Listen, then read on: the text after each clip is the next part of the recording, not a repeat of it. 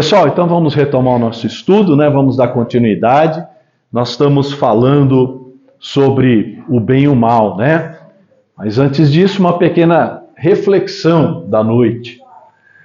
Tanto quanto é preciso expulsar a erva daninha para que haja colheita nobre e farta, é indispensável relegar ao esquecimento os problemas superados e as provações vencidas, para que as reminiscências destruidoras não brotem no solo da alma, produzindo os frutos azedos das palavras e das ações infelizes. Esse é um texto do Emmanuel.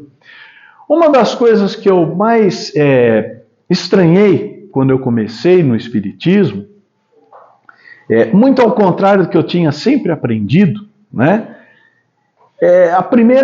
Uma das primeiras coisas que eu vi da espiritualidade nessa casa foi o seguinte: meu irmão, o que é que você tem errado está no passado.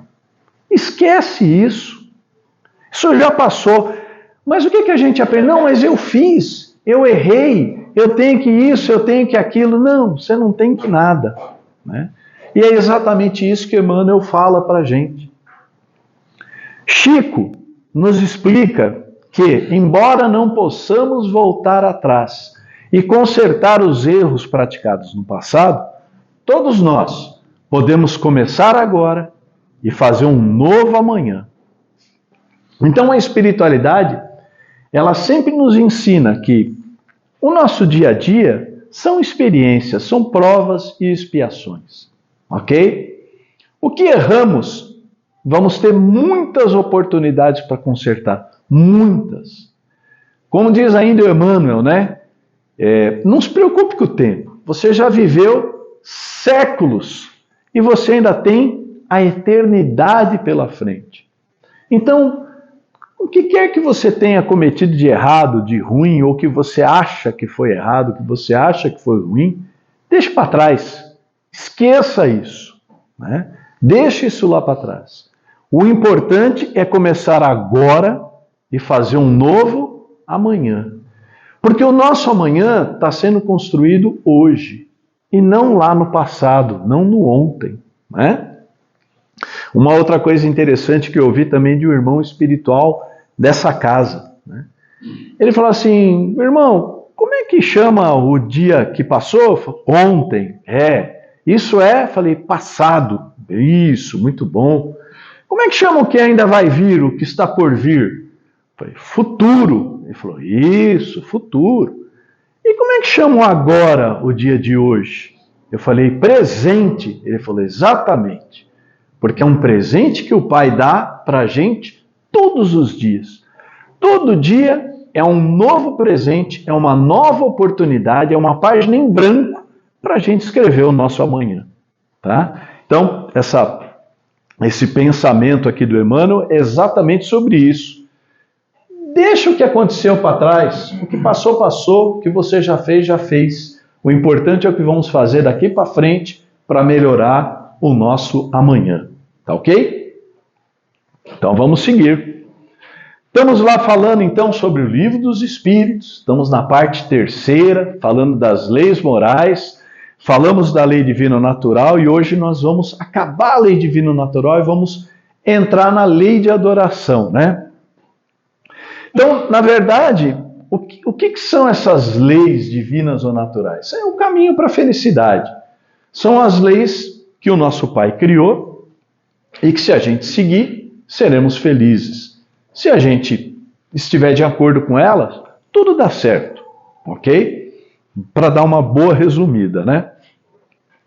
E hoje, então, nós vamos concluir o bem e o mal. O bem e o mal é aquele capítulo que a gente falou na segunda-feira passada, né? Dissemos para vocês, não percam a continuidade nessa segunda, porque a gente está falando do certo e do errado, né? Estamos falando algumas coisas, por exemplo, quando aproveitamos o mal praticado por uma outra pessoa, apesar de nós não termos feito aquele mal, somos responsáveis? Somos tão responsáveis quanto a pessoa que o fez, e assim por diante. Então nós estamos vendo na concepção da doutrina do nosso Pai, das leis morais, o que é o bem e o que é o mal, quando fazemos o bem e quando fazemos o mal, né? E aí Kardec então pergunta: será tão repreensível quanto fazer o mal, o desejá-lo? Quem aqui nunca desejou o mal de ninguém, pessoal? Alguém aqui não? Difícil, né? Obrigado. Como eu sempre brinco, né? Quando a gente toma aquela fechada no trânsito, a gente vira e grita para o cidadão: vai na fé de Deus, meu irmão. Não é isso que a gente fala? Né? Não é bem isso, né? Mas a gente acaba por desejar o mal. Então, é tão repreensível quanto fazer o mal, desejá-lo? Conforme. O que quer dizer conforme? Sim. Né? A virtude em resistir-se voluntariamente ao mal que se deseja praticar, sobretudo quando há possibilidade de satisfazer-se a esse desejo. Né? Então, mesmo quando simplesmente pensamos no mal, mesmo quando a gente só não realizou o mal, mas a gente pensou. Por quê? Lembrem-se sempre que nós, aqui na matéria, não conseguimos ter muita noção disso. Mas a gente vive num universo que é mental. Todo o universo de nosso Pai é mental.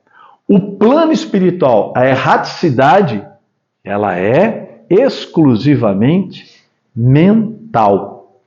Nós estamos aderidos, né, encarnados aqui na matéria. Então, para a gente, todas essas ilusões da matéria são muito sólidas e são muito verdadeiras. Mas, na verdade, lembra quando a gente falou aqui que espírito não tem braço e não tem perna? Porque o espírito não tem músculo. Porque na erraticidade não tem, na verdade, atrito. Como é que o espírito anda? Se ele não tem cérebro, se ele não tem nervo, se ele não tem músculo, ele simplesmente se desloca pelo seu pensamento. Quando ele pensa, ele aciona o fluido cósmico universal, né? Que é essa matéria, essa energia que nós estamos todos imersos. Aqui nós estamos imersos no fluido cósmico universal. Ele é a matéria básica de tudo que está no universo. Então, quando o espírito pensa, ele movimenta essa matéria, ele realiza a sua vontade, né? Então, de novo vamos falar pelas três características principais do espírito: inteligência, pensamento e vontade. Isso é uma realidade lá no plano espiritual, mas é também uma realidade para nós aqui na matéria. Então, simplesmente, quando nós pensamos mal de alguém, nós estamos gerando uma modificação no fluido cósmico universal. Não se esqueçam disso. Lembra da história do spray de energia? Nós temos um corpo físico, temos um perispírito e temos um espírito. E nós temos uma aura energética chamada psicosfera. Quando nós pensamos mal de alguém, quando nós desejamos o mal para alguém, quando a gente simplesmente raciocina, usando do nosso pensamento, articulamos em fazer qualquer tipo de coisa ruim, nós mexemos com o fluido cósmico universal. E nós geramos, então, uma energia negativa.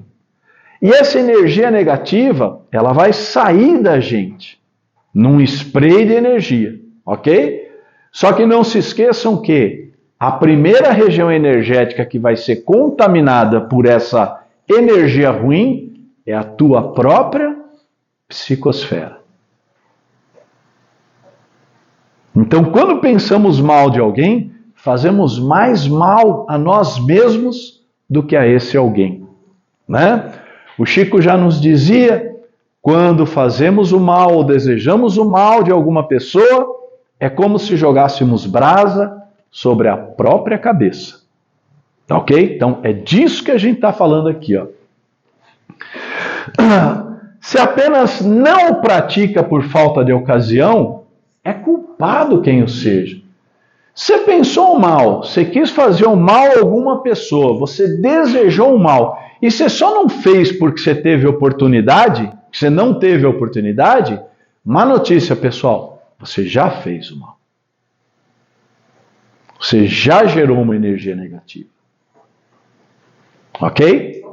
Oi? Isso daí funciona também para a erraticidade, os espíritos que estão lá? Perfeitamente. As leis morais, elas são universais, né? Elas servem para nós e para eles, servem para todos. Mas aí está dizendo que há virtude em você poder fazer e não fazer, né? Não fazendo. Mas quem não o faz porque não conseguiu por falta de ocasião, aí é como se tivesse feito o mal. Né? Você imaginar, o Divaldo ele nos explica isso. Falou, pessoal, a gente precisa pensar bem durante todo o dia. Mas, poxa vida, é inevitável a gente pensar mal de alguém, ficar com raiva de alguém, ter bronca de alguém. Uma pessoa que te atende mal numa loja, é uma pessoa, qualquer desse tipo de coisa. Ok. O que o Divaldo nos fala? Para substituir o pensamento. Substituir por um pensamento bom imediatamente. Aí sim é um mérito. Né? Agora, se você quis fazer o mal, pensou em fazer o mal e só não fez porque não deu chance, é como se tivesse feito o mal. Tá ok? Então, há virtude sim se você desistir voluntariamente, né? Ah, que bobagem, né? Puxa vida, o cara me deu uma fechada, eu fiquei irritado, eu vou fazer uma oração para ele, vai com Deus, mas dirige direito, maluco. Você vai acabar se machucando. Legal. Ok?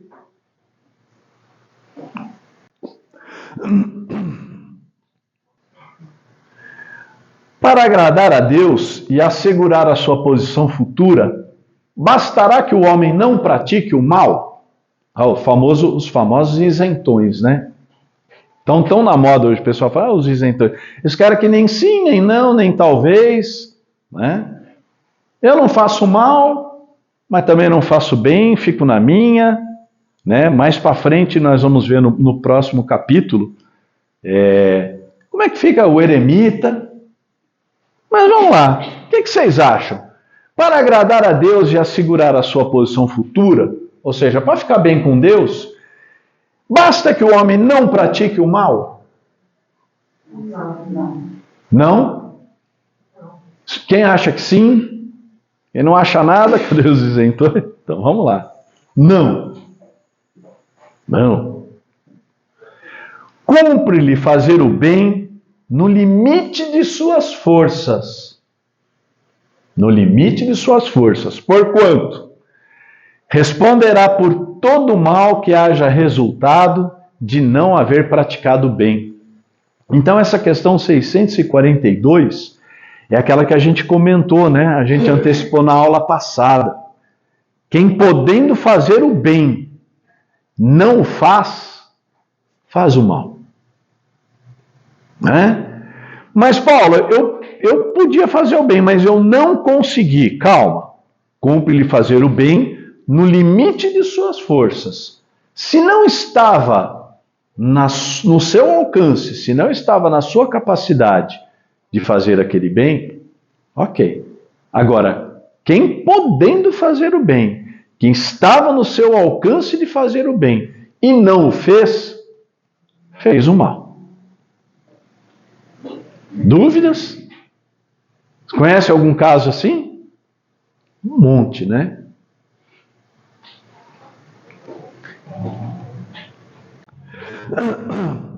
Haverá quem, pela sua posição, não tenha possibilidade de fazer o bem? A gente deu uma discutida também na semana passada.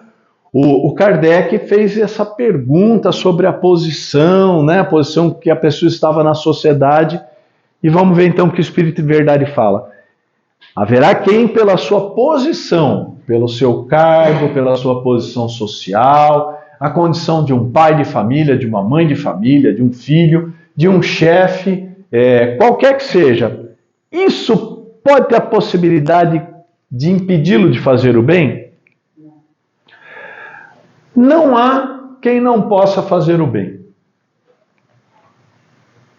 Somente o egoísta nunca encontra ensejo de o praticar. Basta que esteja em relações com outros homens para que se tenha ocasião de fazer o bem. E não há dia da existência que não ofereça a quem não se ache cego pelo egoísmo oportunidade de praticá-lo.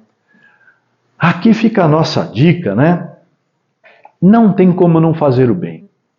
Sempre há uma maneira de fazer o bem. Basta você se relacionar com uma outra pessoa que você tem a oportunidade de fazer o bem. Está depressivo? Está com problema de síndrome disso, síndrome daquilo? Já tentou fazer o bem para alguém? Já tentou praticar boa ação? Acha que a sua vida está complicada? Você já foi ler historinha para um hospital de crianças com câncer? Experimenta. Você vai ver que seus problemas são pequenos.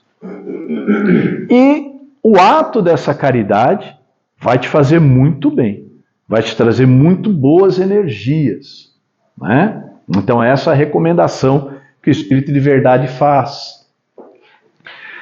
Fazer o bem não consiste para o homem apenas em ser caridoso, mas em ser útil, na medida do possível, todas as vezes que o seu concurso venha a ser necessário. Pessoal, sempre que a gente fala de caridade, a primeira coisa que a gente pensa é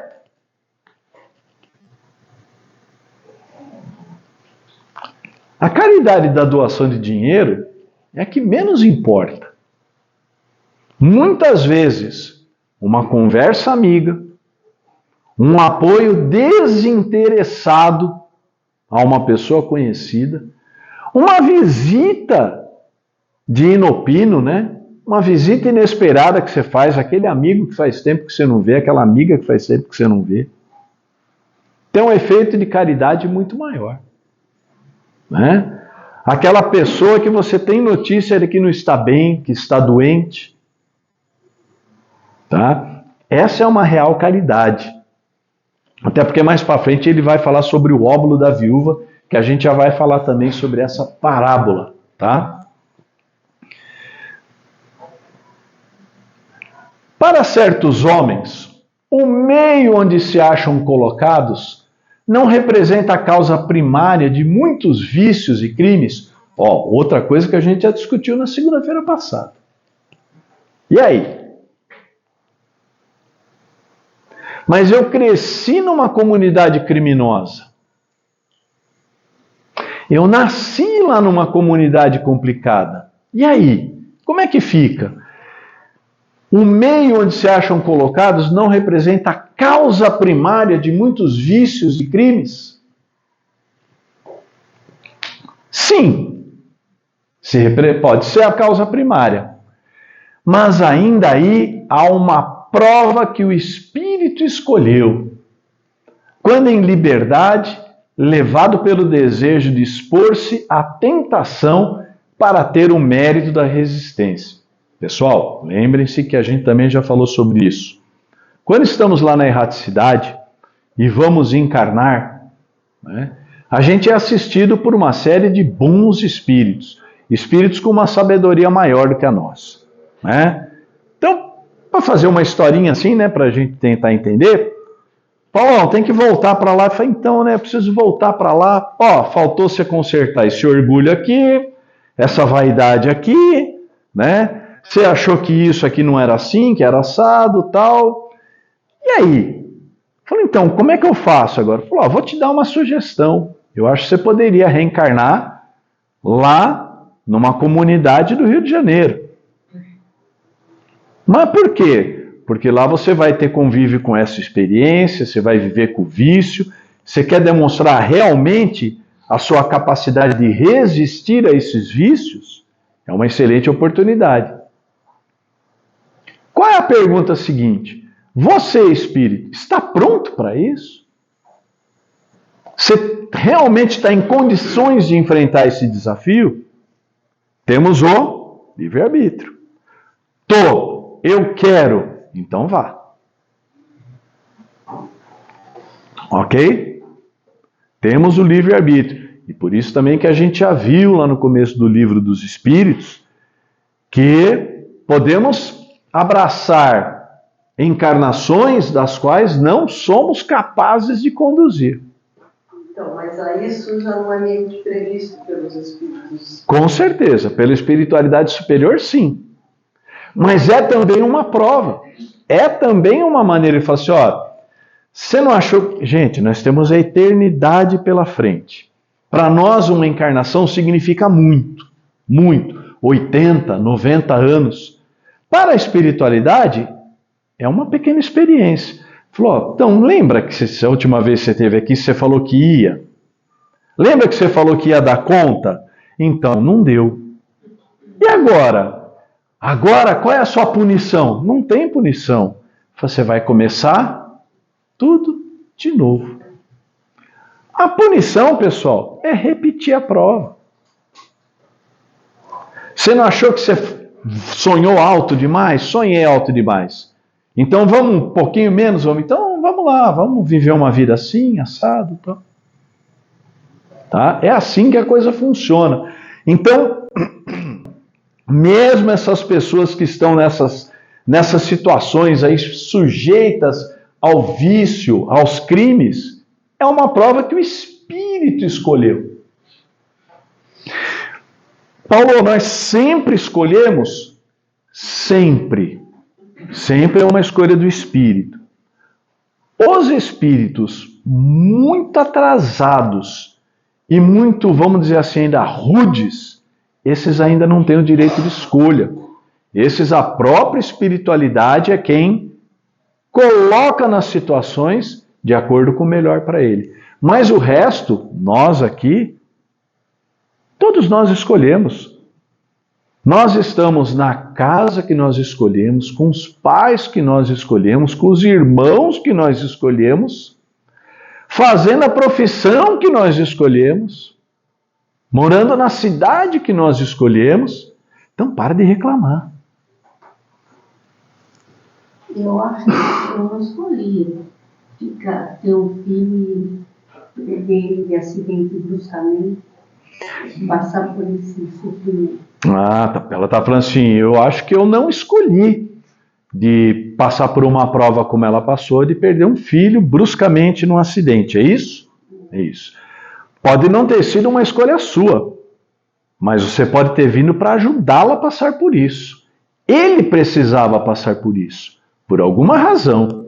E a senhora, muito com certeza, concordou com isso. Falou, essa prova não é minha, mas eu vou te ajudar. Pode até ser que hoje a senhora não veja assim. Quando a senhora voltar para a erraticidade, a senhora vai ver que é assim. Vou contar uma historinha aqui do Chico. Né? Eu já contei essa história, mas eu gosto muito dessa história. Uma senhora, um casal, tinha uma criança de 5 anos de idade. Essa criança estava na garupa da bicicleta dentro do condomínio com a babá. Essa criança caiu da bicicleta, bateu a cabeça e desencarnou. Imagine a situação que aquilo ficou, não é? Essa mãe, inclusive essa mãe ela gravou até um vídeo no YouTube dela contando essa história. Ela conta pessoalmente essa história. E aí essa mulher foi até o Chico, né? Ela era espírita, foi até o Chico. E na conversa dela com o Chico foi mais ou menos assim. Falou, ô minha irmã, como é que você tá? Tudo bem? Chico, estamos, né? Estamos bem, estamos aceitando, tal. Tá. Você já desculpou a babá pelo ocorrido com seu filho? E ela vira e fala assim, na verdade eu e meu marido já desculpamos sim. Eu sei que é difícil da gente dizer isso, mas desculpamos, né? Foi um acidente. O Chico falou, muito bom. E vocês já agradeceram a babá por isso? Ela falou, agradecer, Chico? Peraí, como assim agradecer, né? Aí o Chico explicou para ela, falou, olha, o seu filho, ele tinha que viver somente esse período para completar um ciclo. Ele ia desencarnar aos 5 anos de idade de qualquer forma. E lá no plano espiritual, isso tudo foi organizado. E no plano espiritual, foi observado que nem você, nem o seu marido teriam condições de suportar o peso da responsabilidade do desencarne do seu filho. E a babá, no plano espiritual, ela assumiu essa responsabilidade por vocês. Então a babá veio nessa encarnação, ia ser babá, assumindo a responsabilidade de ser a responsável indireta pela desencarnação daquele filho, para que o pai e a mãe não sofressem, para que ele cumprisse o que ele tinha que cumprir. É mais ou menos isso daí. Tá bom? É difícil, né? Pessoal, vou dar uma notícia triste para todo mundo aqui. Todo mundo que está nessa sala, sem exceção, vai desencarnar. Segunda-feira passada, eu estava aqui falando, a senhora estava aqui. O que eu falei da minha mãe? Às 20h34, a hora que eu acabei a palestra, minha mãe desencarnou. Que bom para ela. Fiquei triste, fiquei chateado, vou ficar saudoso, vou ficar chorando. Mas que ótimo para ela. Cumpriu a missão, acabou a prova da Terra. E todos nós iremos um dia. Quando? Nenhum de nós sabe. Nenhum de nós sabe. Podemos desencarnar amanhã. Então, pessoal, aceitemos isso como uma coisa natural. É muito difícil para uma mãe com relação ao filho, um filho com relação a um pai, né? Mas faz parte da nossa encarnação. Já vivemos isso antes e vamos viver muitas vezes isso para frente também. O importante é que, ninguém perde ninguém. A gente perde chave, a gente perde celular, pessoas a gente não perde, a gente desencontra momentaneamente. Tá bom? Podemos seguir? Vamos lá. Quando o homem se acha, de certo modo, mergulhado na atmosfera do vício, o mal não se lhe torna um arrastamento quase irresistível. Olha lá a frase que o pessoal mais antigo que já cansou de ouvir, né? É aqui que ela está, ó. É aqui que ela está, na 645. Então veja, vamos entender. Quando a gente está mergulhado na atmosfera do vício, a gente está num lugar, num ambiente ruim, num ambiente pesado, num ambiente vicioso, num ambiente criminoso, né? O mal não é um arrastamento quase irresistível? Resposta do Espírito de Verdade. Arrastamento, sim. Irresistível? Não.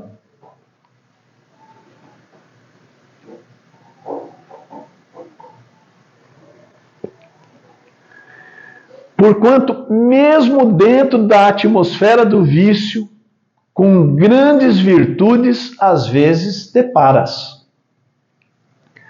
São espíritos que tiveram a força de resistir e que, ao mesmo tempo, receberam a missão de exercer boa influência sobre os seus semelhantes.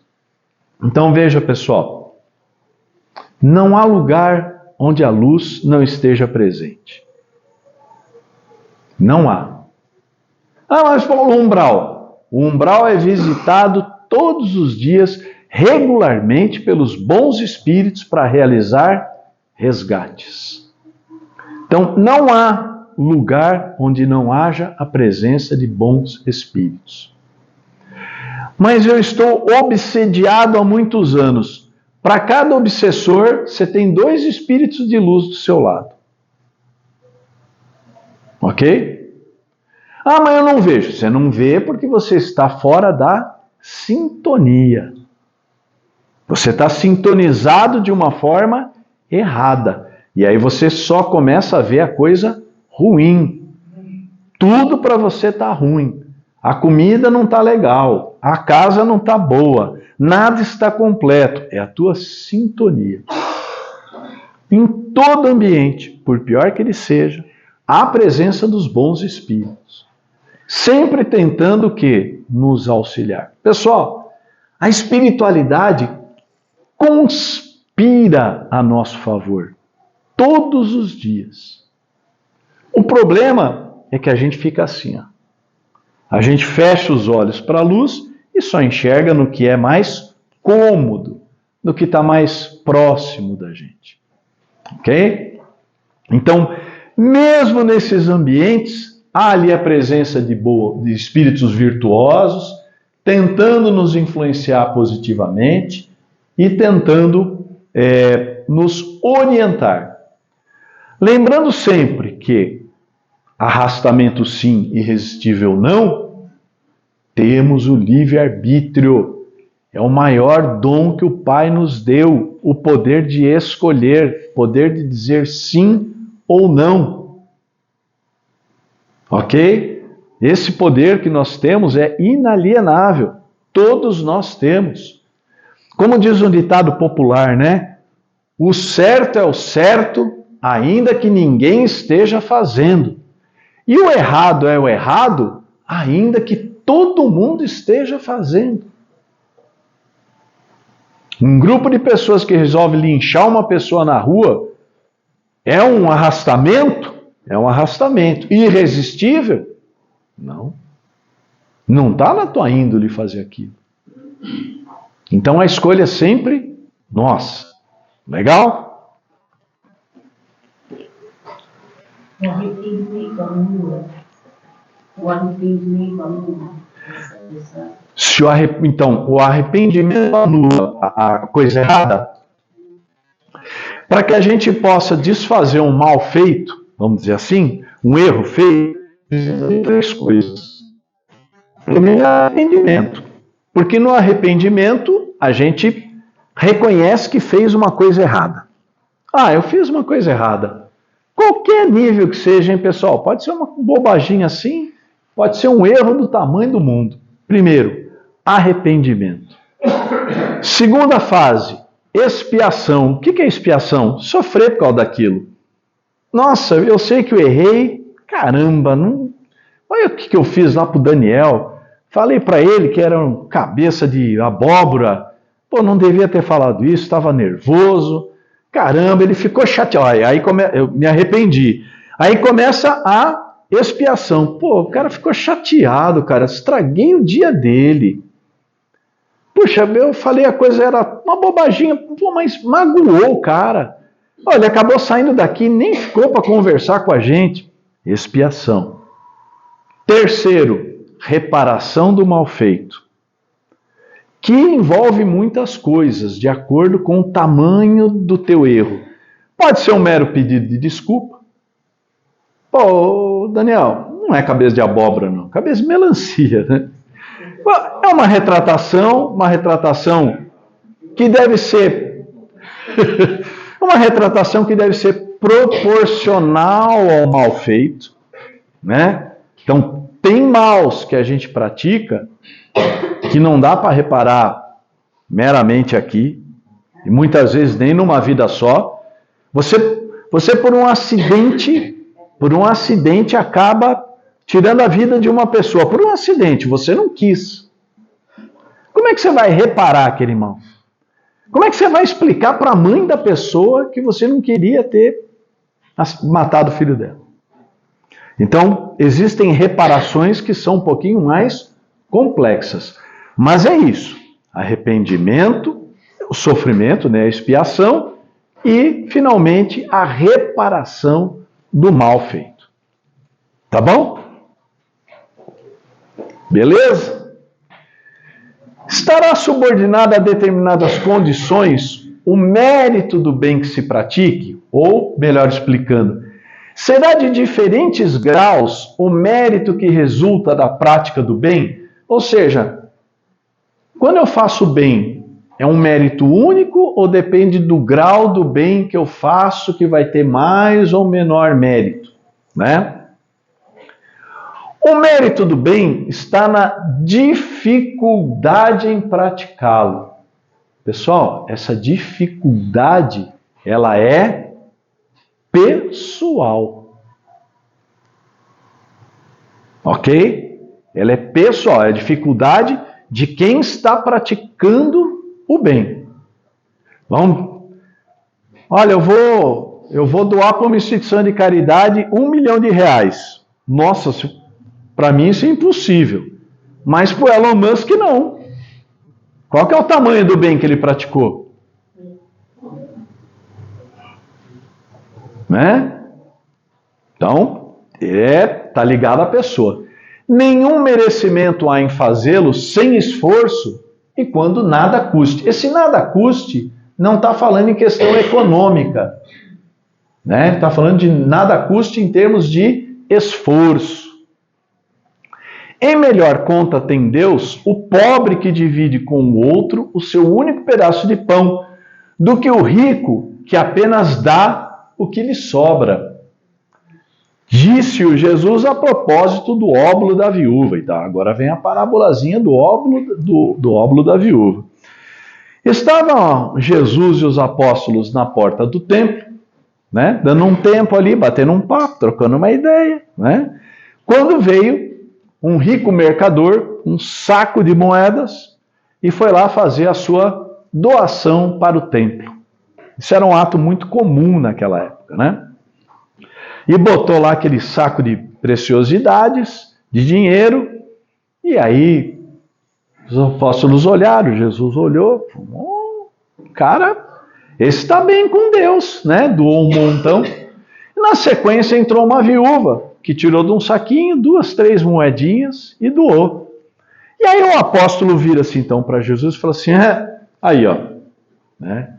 Muito mais benquisto vai ser o mercador que doou aquele montão do que a viúva que deu 2 moedinhas. Essa era a ideia do apóstolo, que era a ideia vigente na época. E Jesus lhes diz, em verdade eu vos digo, que muito mais doou do pouco que tinha a viúva que deu 2 pequenas moedas, do que o mercador que, tendo muito, doou quilos e quilos de preciosidades. Tá? Então, é isso que quer dizer essa parábola do óbolo da viúva.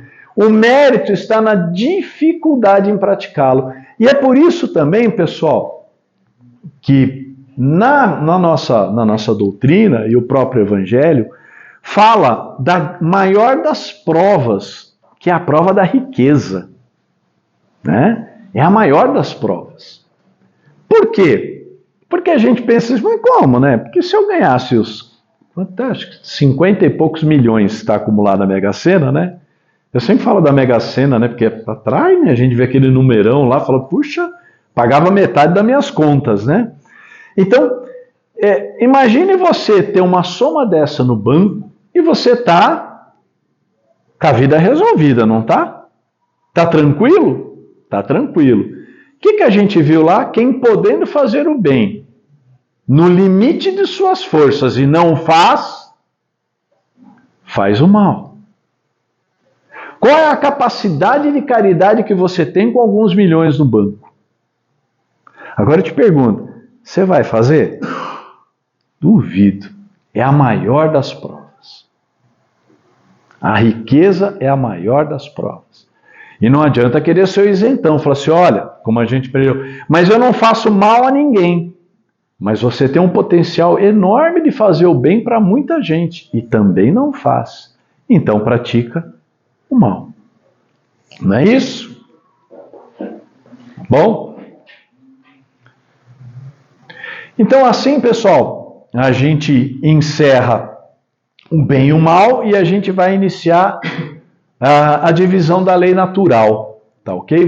Vai dar tempo? Sim, vai dar da gente começar. Divisão da lei natural.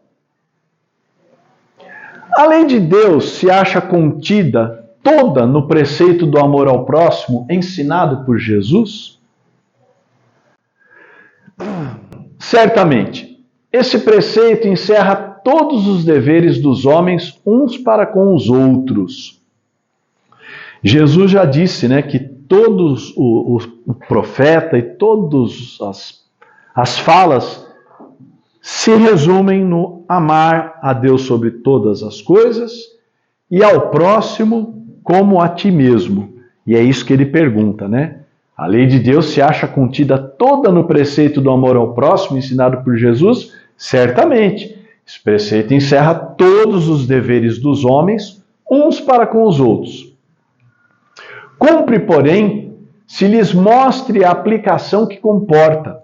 Do contrário, deixarão de cumpri-lo, como fazem presentemente. Então, hoje em dia, ninguém mais está muito preocupado com isso, né?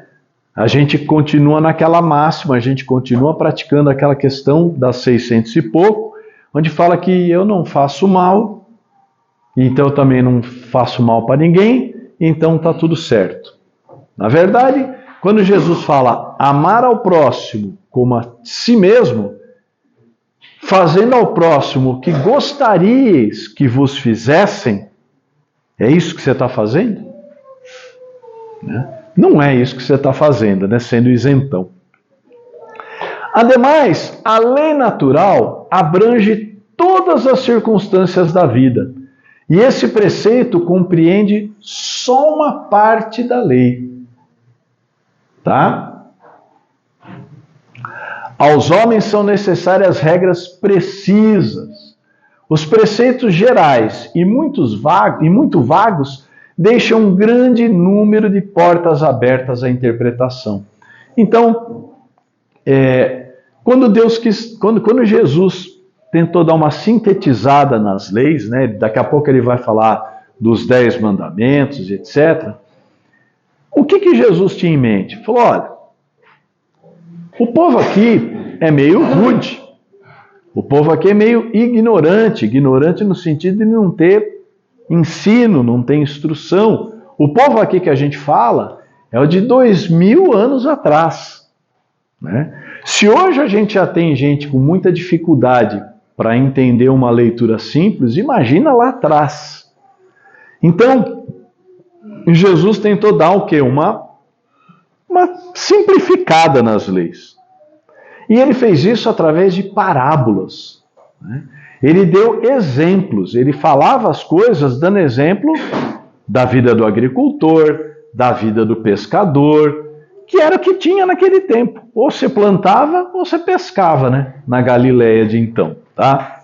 E é isso que ele está falando aqui, que ele deu uma juntada nas coisas.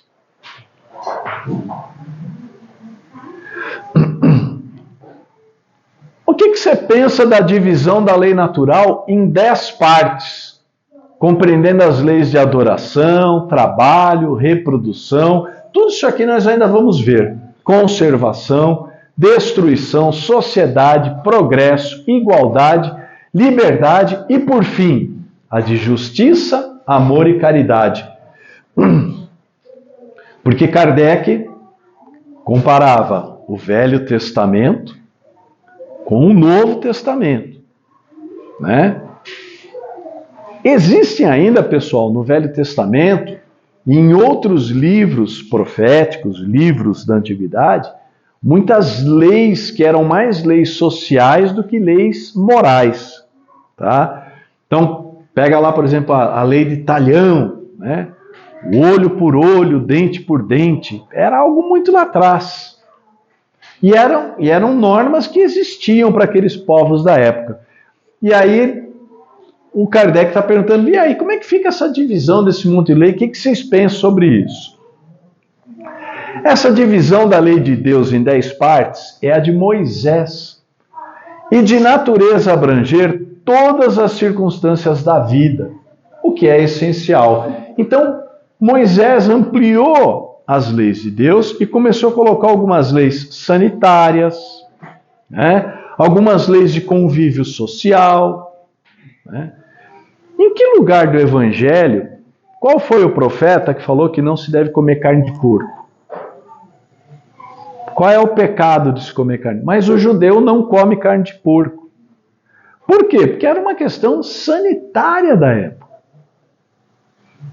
O porco era um animal difícil de se lidar, de se manter em boas condições sanitárias. Então essa era uma lei social que acabou meio que se fundindo nas leis religiosas.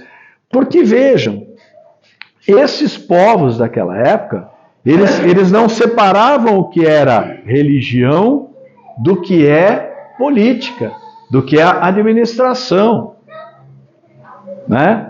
Eles não conseguiam separar isso. Até hoje, os governos islâmicos, eles são teocracias, eles misturam. O mesmo líder religioso é o líder político deles, tá? Então, essa divisão da lei de Deus em 10 partes é de Moisés e de natureza abranger todas as circunstâncias da vida, o que é essencial. Pode-se, pois, adotá-la sem que por isso tenha qualquer coisa de absoluta. Como não tem nenhum dos outros sistemas de classificação, que todos dependem do prisma pelo qual se considera o que quer que seja. Então, tudo depende do foco que você dá, seja um foco social, um foco religioso, tá? É isso que ele está falando. Não há problema que essas leis existam. Podem haver leis sociais, mas tudo depende do por onde que você olha. Bom? A última lei, qual é a última? Justiça, amor e caridade, é a mais importante, por ser a que faculta o homem a adiantar-se mais na vida espiritual, visto que se resume todas as outras. Então aqui ele está reiterando o que disse Jesus, que a principal das leis, amar ao próximo como a ti mesmo e a Deus acima de todas as coisas. Legal? Mas que as outras leis continuam valendo. O próprio Jesus, né, quando ele foi instigado, né, falou, mas e aí? E os profetas? E as coisas de antigamente? Ele falou, eu não vim aqui para derrubar a lei. Eu vim para explicá-las. Eu vim para retornar as coisas aos seus devidos lugares, né? Ele não veio para derrogar, trazer uma lei nova. Não, ele veio só para explicar. Legal? Pessoal, nós já vamos entrar na lei de adoração e eu não vou iniciar ela não, que faltam 5 minutinhos. Então acho que nós vamos encerrar por aqui. Se alguém quiser perguntar mais alguma coisa, que aí a gente já entra na lei de adoração na próxima segunda-feira. Beleza? Todos bem? Ninguém tem nenhuma dúvida? Nenhum contra-argumento? Zé, caiu a carteira. Então, vamos encerrar por aqui. Wagner, por favor. Obrigado, boa noite a todos.